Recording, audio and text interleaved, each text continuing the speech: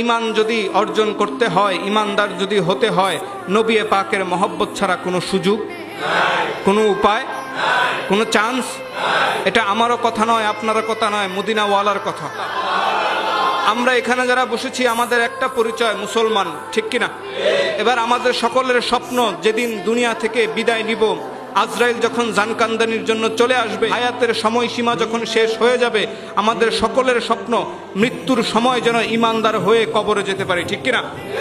এবার আমরা যখন জানতে চাইলাম ঈমানদার হওয়ার জন্য কি প্রয়োজন, ঈমান অর্জন করার জন্য কি প্রয়োজন, ঈমানি দিল হওয়ার জন্য কি প্রয়োজন, কামলিওয়ালা নবী ১,৫০০ বছর আগে আমাদেরকে জানাই দিচ্ছে, লা ইউমিনু আহাদুকুম হাত্তা আকুনা আহাব্বা ইলাইহি মিন ওয়ালিদিহি ওয়া ওয়ালাদিহি ওয়ান নাসি আজমাইন।